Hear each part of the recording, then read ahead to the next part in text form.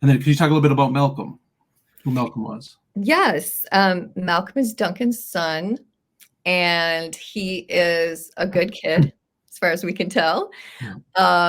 But as soon as his father is killed, he knows something is really not right, and so he leaves for England and becomes the kind of another existential threat for Macbeth, that the heir to the throne, he's Duncan's son, has left the country and may be rallying English troops to come back in and take back the throne. And so he represents all those things, and he fulfills that course of action at the end. So Yeah, a character filled, as we eventually learn, with great qualities. great qualities. He's very he's got a lot of integrity, and in fact is so concerned about the state of Scotland, so concerned about its well-being, that he tells Macduff that he is a terrible person. When Macduff approaches him, like, you need to come back and take over.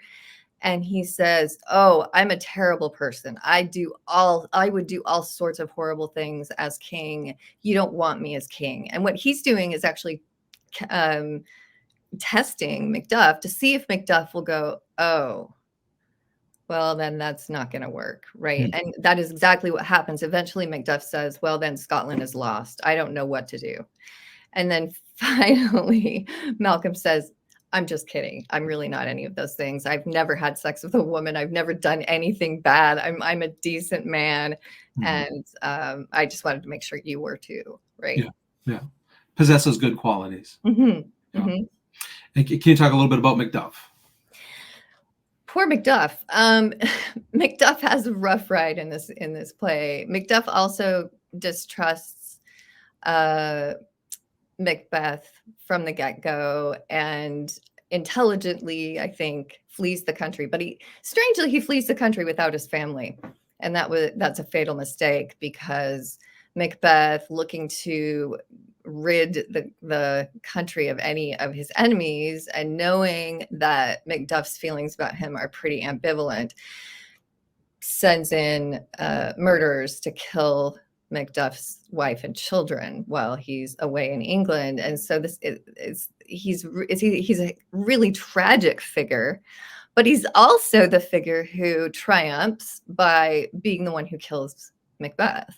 He comes back, and Macbeth says, I know you can't kill me, because you can't kill me because no one born of woman can kill me. And he says, well, today is not your lucky day, because I was ripped untimely from my mother's womb. And so I was technically not born of woman. And then he proceeds to kill him and put his head on a pike and take that out to show to Malcolm. So right. And then we'll discuss some themes. So I think a lot of people have a theme many people have discussed relating to Macbeth is kind of fate versus free will. Yes. Can you talk about that a little bit? Well, first of all, the notion of fate versus free will, and the notion of predestination, and the notion of free choice next to that. The problem of that was a religious question that would have been on a lot of people's minds since the Reformation was fairly new. And one of the features of some Reformation thinkers was the idea of predestination. So you had, Calvin, for instance, saying that everyone is predestined and your fate is decided already. You're either amongst the elect and the saved, or you're not. And so you're kind of doomed one way or the other, right? You can ruin your salvation, but you can't get salvation if you're one of the people who aren't elect. So you have that backdrop, and then you also have the more Catholic point of view that preceded that, and that was still current among many people in England and Scotland, that good deeds, free will, choices made were in fact the main evidence upon which one would be judged, right? And that there wasn't a story written out for you already.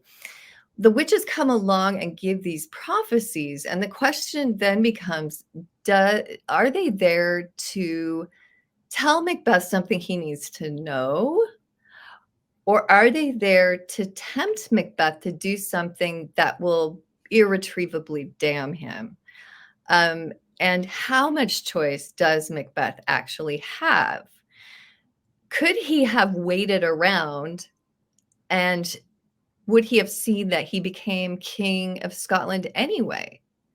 Because he's become, Cawdor without meaning to. I mean, that Without was action. the purpose. He doesn't go out there to try to, become Thane of Cawdor. It's just a reward for good fighting by the king.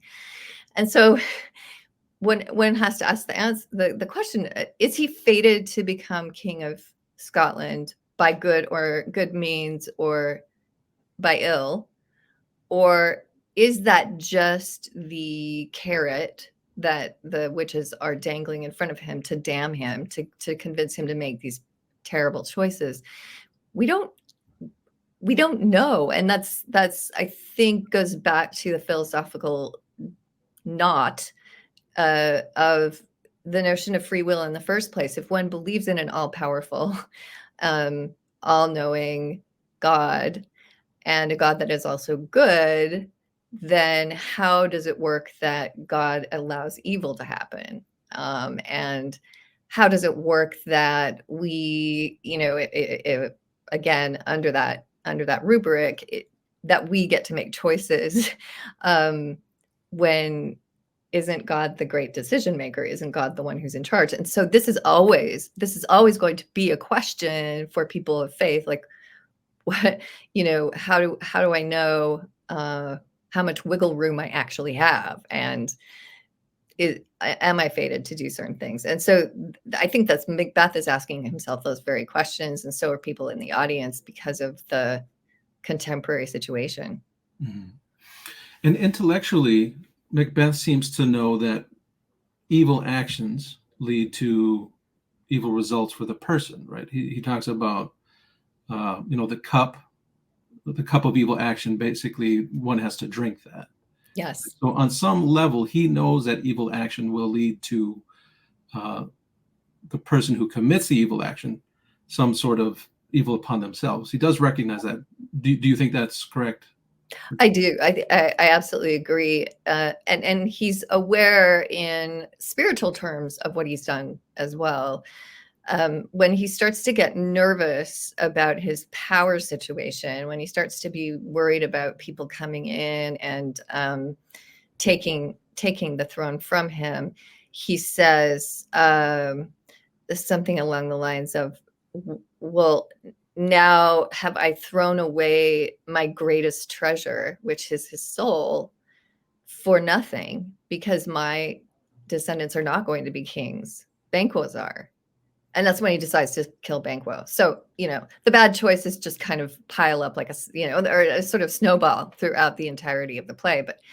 But yes, I think he's aware that he has done something irrevocable and something deeply evil that is affecting him. It's affecting his soul and his judgment. And you mentioned it before, and Lady Macbeth influences his decision. She does. She plays on his manhood, as you mentioned. And she eventually suffers from an obsessive compulsive disorder. Yes. I guess, why do you think that is? Why does she later suffer from an obsessive compulsive disorder?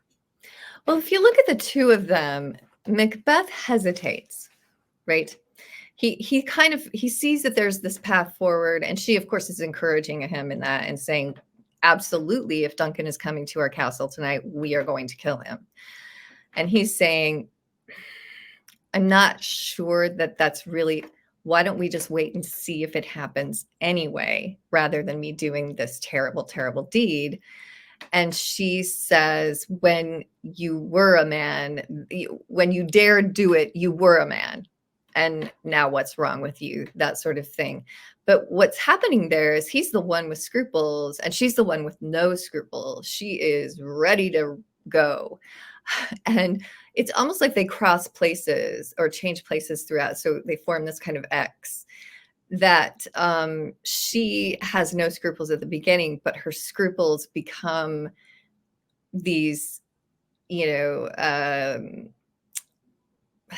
trying to think of the word, symptoms, these psychological symptoms where she thinks her hands can't ever be cleansed of the blood that she has dipped them in, essentially, and is walking in her sleep, talking in her sleep, is obviously deeply, deeply disturbed by the end of the play, to the point that she has gone to the woman of action, right, who's just going to do things without thinking about the deeper consequences, to the woman who is suffering deeply because of what she has done. Whereas Macbeth is kind of the opposite.